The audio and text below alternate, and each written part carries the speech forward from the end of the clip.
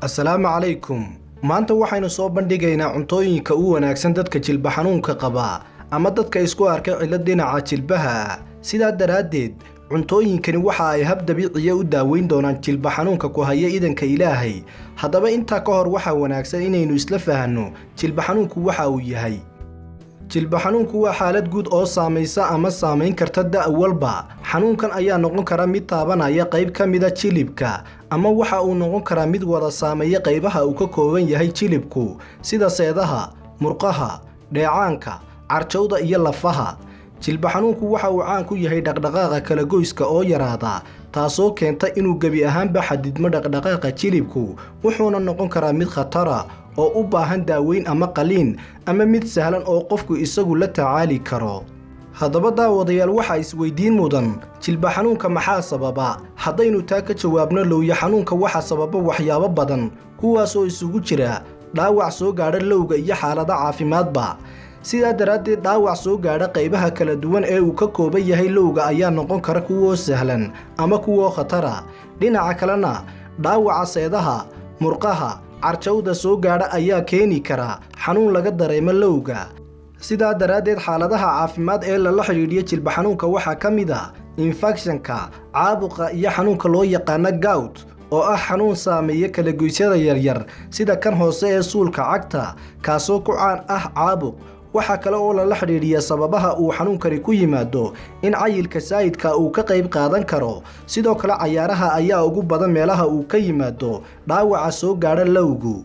Intaa kadib daawadayaal, waxaa kaloo la isweydiin karaa, waa maxay astaamaha jilba xanuunka ama low xanuunka? Haddaynu taa ka jawaabno, astaamaha xanuunka lowga waxa ay ku xidhan yihiin hadba meesha uu ka imanayo xanuunka iyo sida uu yahay, yacni hadduu xanuunku saayid yahay iyo hadduu mid sahlan yahay.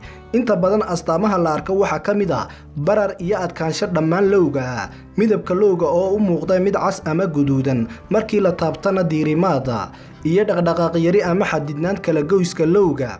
Qofka oo aan soco karin ama u baahan meel uu cuskado ama qof garab gala, iyo lowga oo aan si buuxda loo fidin karin.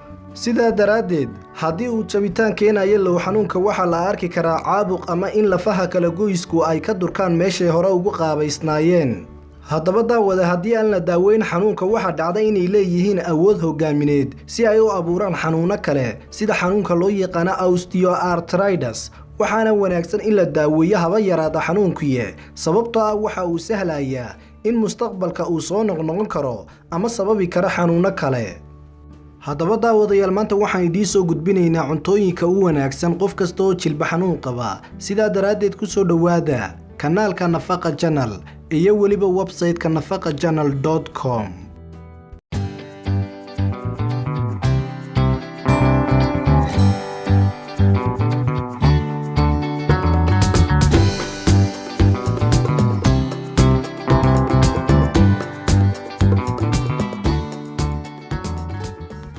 ugu horeyn, cuntooyinka u fiican dadka jilba xanuunka qaba waxaa ka mid ah midhaha geedka loo yaqaano tiinka.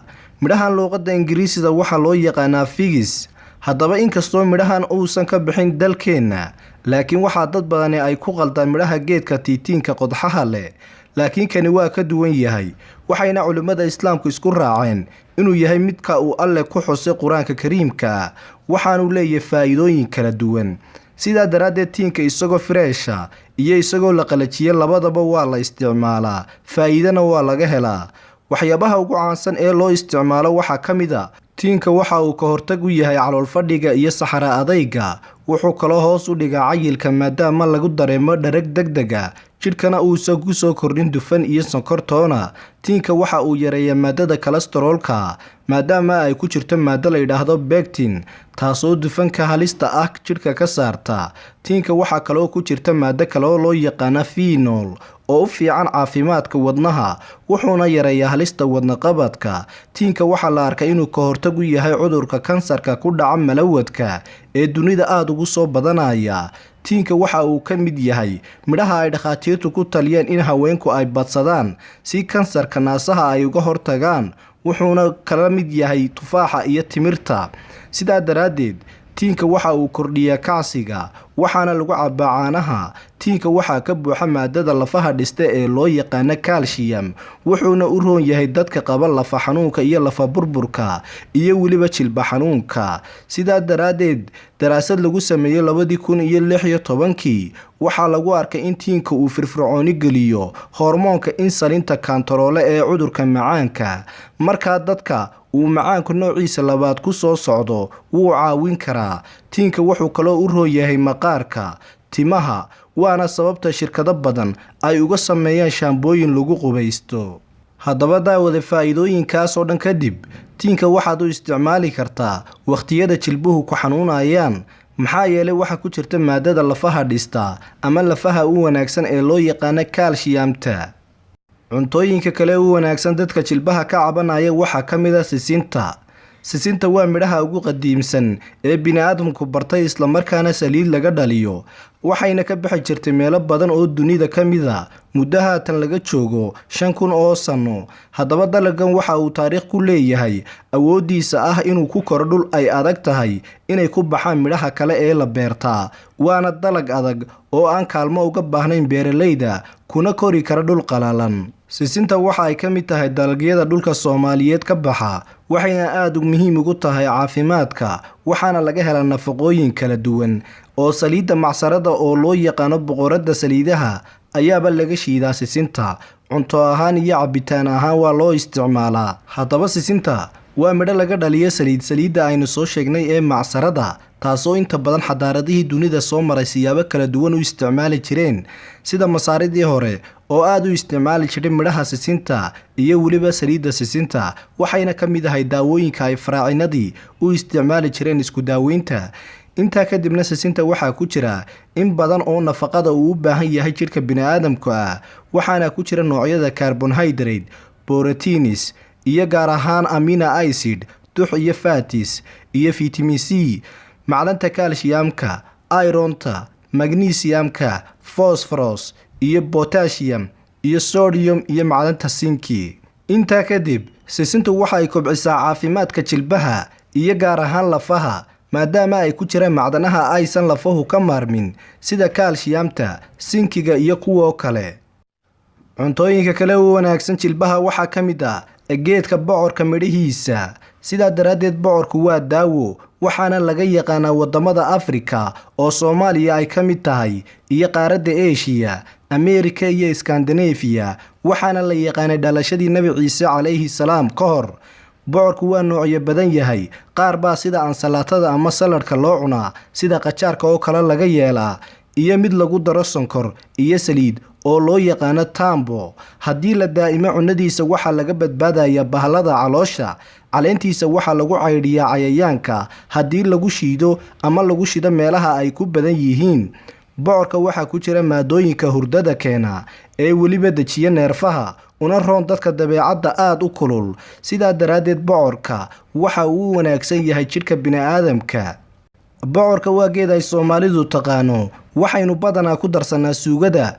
Dad dhif ahna waxay u isticmaalaan cabitaan ahaan, laakiin midhaha bocorka waxay xambaarsan yihiin faa'iidooyin badan, waxaana laga sameeyaa saliid loo adeegsado nafaqo iyo caafimaad intaba. Saliidda waxaa loo yaqaanaa pumpkin seed oil, waxaana laga helaa dukaamada wadamada qaarkood, balse nasiib xumo Soomaaliya oo uu ka mid yahay bocorku dalalku aadka uga baxo, haddana goboladeeda qaar ka mid ah lagama yaqaano bocorka iska dhaafay saliiddiisa. Sidaa daraaddeed waxaa kula talinaynaa dadka ganacsadaha iyo dadka beeralayda inay gobolada Soomaaliya guud ahaan gaadhsiiyaan.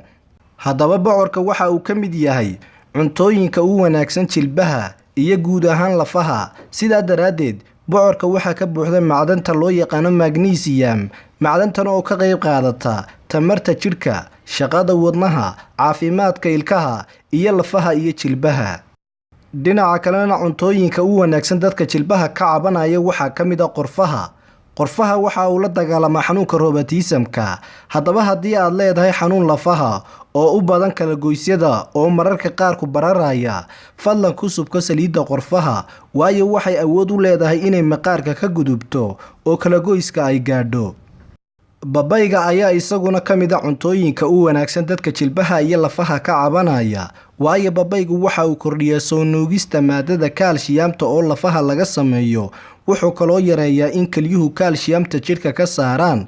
Sidaa daraaddeed waxa uu wanaagsan yahay dadka jilba xanuunka leh, waxaana laga helaa borotiin lafaha qaabilsan. Intaas oo la isku daray kulligood waxaa laga helaa lafa caafimaad qaba babayga.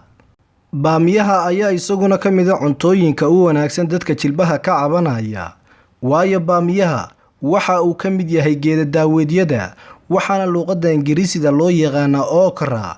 Baamiyaha badanaa suugada ayaa lagu kariyaa, sidiisa waa loo uumiyaa kadibna waa la cunaa, wuxuuna leeyahay dhareer jiidjiidmaya. Dhareerkaas ayaa u wanaagsan jilbaha, wuxuuna ka mid yahay geeda daaweedyada cilmi baadhista lagu sameeyay, waxaana uu leeyahay faa'iidooyin badan. Si gaarana waxa ugu wanaagsan yahay jilbaha iyo lafaha. Sidaa daraaddeed waxaa lagula taliyaa dadka ka cabanaya jilba xanuunka ama cillad dhinaca jilbaha ay haysato inay ku dadaalaan cunista baamiyaha.